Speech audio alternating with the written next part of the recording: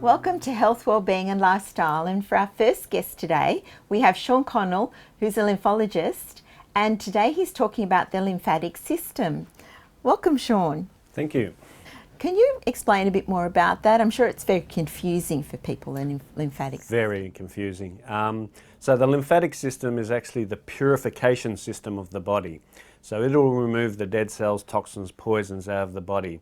So we have the bloodstream that will bring the oxygen nutrition in, that feeds it to our cells.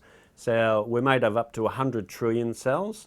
So if you're healthy, the cell is healthy. So the oxygen nutrition comes in from the bloodstream and the lymphatic system will take away all the dead cells, toxins and poisons. We have up to 200,000 kilometres of lymphatic vessels in the body. So that's actually around the world 3 times.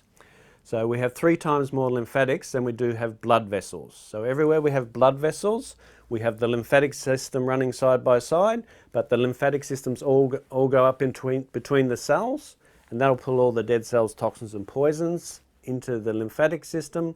Then it'll pump it through the lymph nodes. So we have up to 1,000 lymph nodes through the body. So they act like a water filter. So they are filtering the dead cells, toxins and poisons. If a lymph node swells up, it's just overloaded. It's just got too much toxins and poisons in there. So what that'll do is actually just pass it on to the next lymph node, purify as much as possible, pass it on to the next lymph node, and just keep sending those dead cells, toxins, poisons around our body through the lymph nodes until all those toxins are back to pure water. So when that's back to pure water, the lymphatic system will actually pump that water back into our bloodstream through the subclavian vein at the base of the neck here, because our bloodstream is 91% water. And this is where the inflammation actually comes from. When we have inflammation in the body, it's come from the blood vessels and it's just built up too much too quickly that the lymphatic system can't remove that out. And you can hold up to 50 kilos of inflammation in the body. So most people have weight issues. It's mainly inflammation being held in the body. So then why is it important to keep our lymphatic system flowing in that way? Everyone is required to get 30 minutes of aerobic exercise every day just to keep the lymphatic system moving. Okay, so as we get older, obviously we're not as active, and that's when inflammation starts to build up, creating lack of oxygen, and that's when things start to break down because we're lacking the oxygen and nutrition getting to the cell.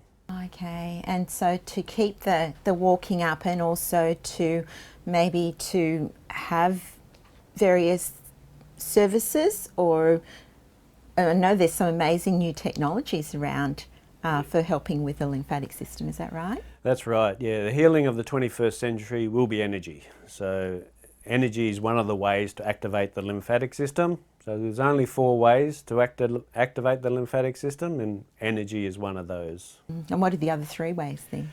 Deep breathing, so that's the aerobic exercise every day.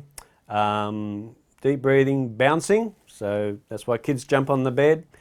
I actually teach people how to use a mini trampoline as part of our sessions. So bouncing and stroking, so that's where energy, massage and those sorts of things come in as well. And Sean, thank you so much for the information you've shared.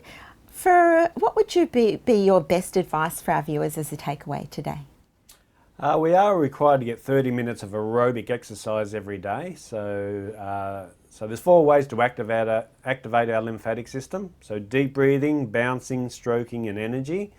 So activating all those 4 ways will keep us healthy and happy. There's a lot of technology out there now that can really activate the lymphatic system and get that moving and help remove that inflammation, because we all know inflammation is the cause of all problems happening in the body because that's creating lack of oxygen.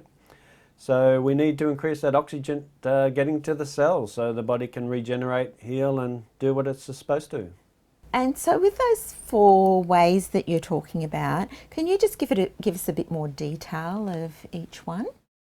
So deep breathing, there's a lot of shallow breathing out there unfortunately at the moment, so that's why exercise is so important, and going for walks and get that oxygen moving, which Oxygen, deep breathing activates the lymphatic system. Stroking, so we have massage, we have the dry brushing, we have those sort of techniques out there that help people.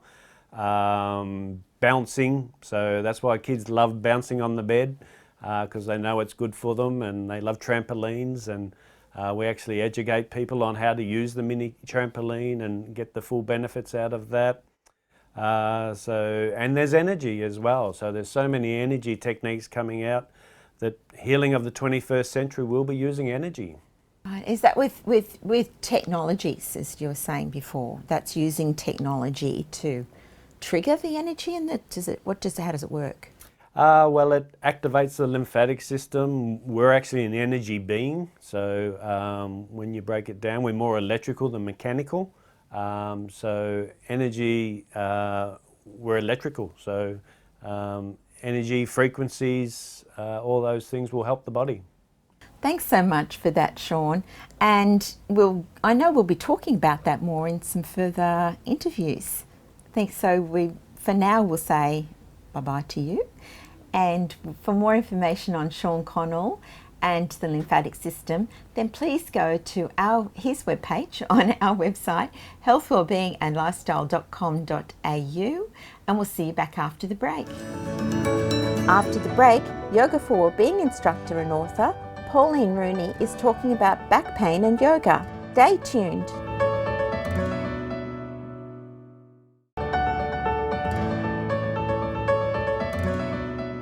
Welcome back, and now we have Pauline Rooney back with us, our Yoga for Wellbeing instructor and author. And the topic today we're covering in this series is back pain. Welcome, Pauline. Thanks. And so what type of back pain are we talking about today? We're talking, Linda, mainly about the general back pain, the lower back, neck and shoulders, sitting too long, standing incorrectly, all of those types of things. We're certainly not talking about surgery type back pain. We're talking the general aches and pains in the back. So you said standing incorrectly. So people think about we're sitting incorrectly, but what do you mean? What does standing incorrect? We need to be standing upright, the ball and the heel of the foot being in contact, no dropping of the hip, no folding of the arms, because that all pushes us out of alignment. The other thing is we tend to walk with our phone on our shoulder up, that type of thing, and that can certainly give us a great deal of neck and back pain, carrying through the whole body really. Well, that's interesting. And how can yoga then help with back pain? Oh, yoga is a dream come true if you have a back pain. The posture of yoga is designed to lengthen, strengthen and recharge the mind and the body. Sometimes, you know, Linda, our mind overthinks and we're not doing things quite correctly. So if I were to sit back or something like that, even sit like that, that would cause a discomfort in our back. Yoga teaches us then to be very strong in our abdominals, in the shoulders back and down, all those types of things that really assist in keeping the structure strong. And I often think if we could learn to work with our skeletal body, everything else would fall into alignment. And with the postures, they really are designed to strengthen and lengthen. However, we hear so much about many types of yoga, and that is fantastic.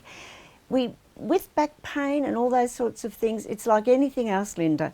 You need to choose the person and the studio and the style of yoga that's going to work for you. Everybody's different, so find the person that you click with, and you'll find that they will integrate posture, meditation, mind focus and breathing, because we need all of these things to come together to create the well-being in us mentally, physically, and we'll say spiritually. So it's a great help. And how would you say then yoga is different to other ways of helping back pain? Yoga is unique because we cover the whole body. If I'm looking at somebody and I see a dropped hip, I'm more inclined to look at where they're going on in the shoulders so that we can align and straighten that up so that it will move the hip, and then we strengthen through the posture that area of the body so that everything is strengthened to come back into alignment. So it's very unique, and the mind, I believe, plays equal, if you like, importance as the posture. And it oxygenates, it gives a blood flow, it does all those types of things that sends energy through our bodies, and it's like a great flush of energy rushing through. And put that with the posture, you have a dynamic outcome. But you need to work at it too. You need to do your jobs as well. With the yoga, Linda, there's many different things. Standing, we learn to stand correctly. And of course, we have our lovely balancing poses. And if you're out of alignment in those, you're going to know about it because you're not balancing. So the balancing poses, they help to lift us and make sure that our alignment is there. We have the seated poses, we have the triangle poses. So they really do lengthen and strengthen. I keep saying that, but that's so important. And for a lot of people, they don't realise how strong a yogi can actually be.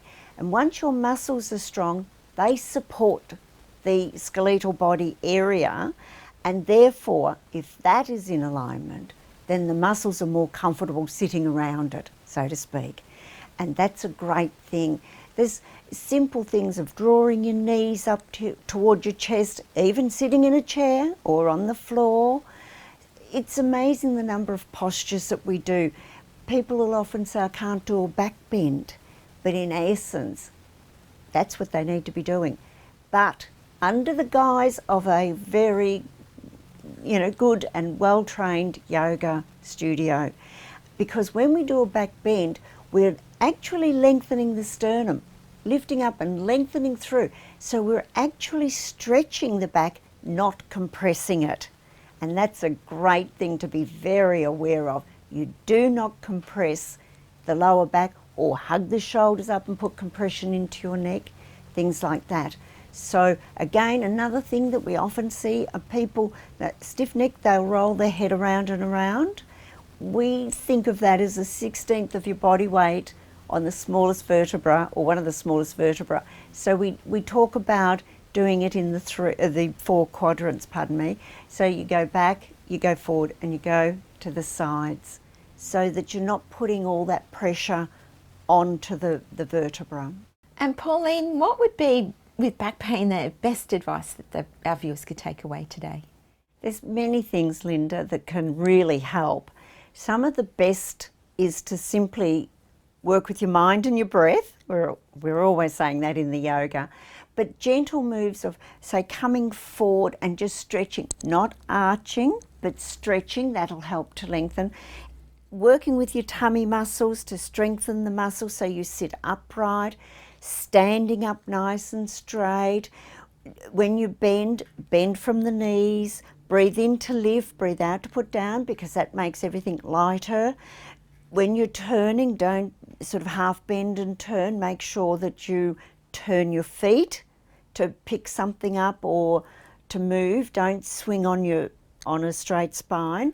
Those types of things really do help. And with your shoulders, you can do just a very gentle shoulder roll. We keep our elbows in and just work through the shoulders like that. They will all help. And of course, you go backwards.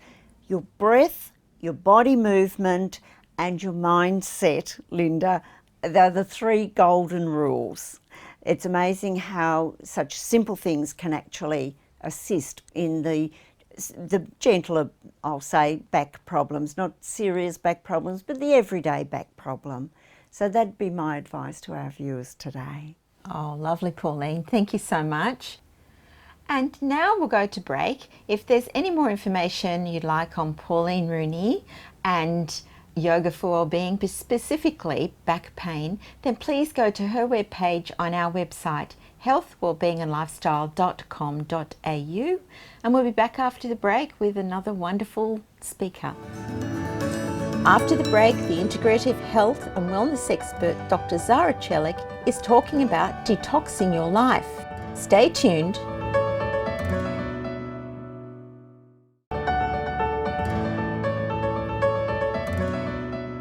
Welcome back, and we have Dr Zara Celik back with us today, our integrative health and wellness expert, and she's talking to us about detoxing your life. So, Dr Zara, what is detoxing your life? Absolutely. So usually when we talk about detoxing life, people usually associate detoxification with a juice cleanse or a fasting experience that may try in their own daily lives. But it is more than that. When I talk about detoxing life, I'm referring to being mindful at mind, body, spiritual, environmental level, and even more. Because what we think, our thought process, what we say, is also contributing to how we feel, and also plays a role also what energy we create and radiate out in our environment, within ourselves and also in our workspace and with our loved ones. And of course, there's the detoxification of the physical body, which is, detoxing and giving a break to your organs. And, again, when it comes to detoxing at physical level, it is by individual. So I will encourage people to see what suits their needs, and to work on detoxing the physical body at that level.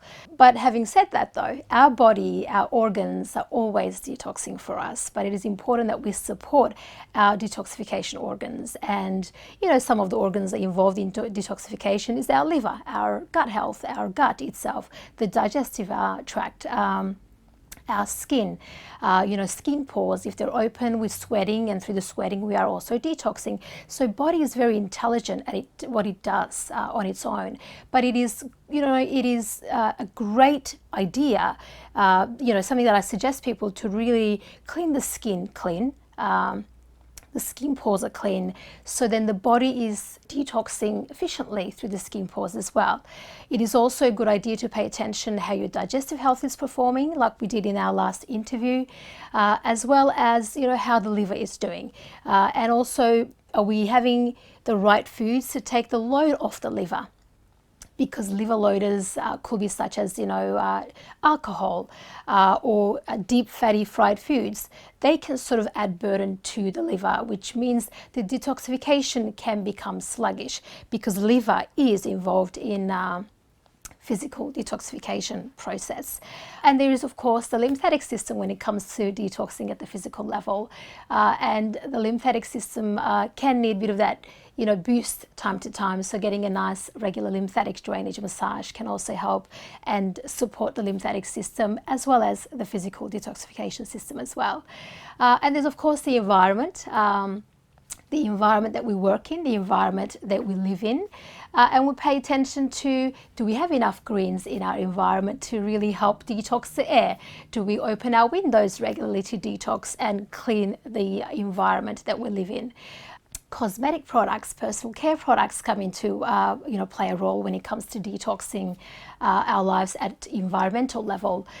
So the perfume that we put on, shampoos, deodorants, things like that, do they contain certain ingredients? They can disrupt our endocrine system. It can put a burden on the hormones and create that internal imbalance in the hormonal health. So that those will be the things that I will recommend people to pay attention when it comes to detoxing environment, as well as our cleaning products at home, in our kitchen, for our bathrooms. They could contain, toxins, even though we think that we're actually cleaning, it can actually then backfire on us as through the inhalation and through contact with the skin as well. But I always encourage, which is the big one, is to really pay attention to the mind, our thought process, not to hold resentment and to clear that, to balance the mind, and also not to judge, criticize, including ourselves, as well as not to be infatuated with others. So that the whole thing can create imbalance in the mind and also in the individual as well. When you say infatuated with others, can you clarify, give us a little bit of clarity on that. Absolutely. So it's like, you like someone so very much, you only see one side of them and you just admire that one side of them so much that you instantly want to become that individual. You want to live like that individual. And then that makes you not authentic, because you're not living your authentic self, you're not being your authentic self.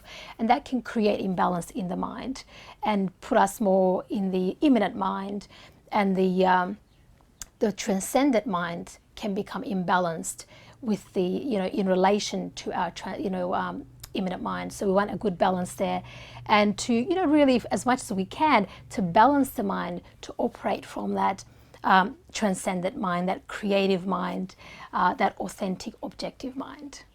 So Zara, what would you say would be your top tip for our audience to take with them today?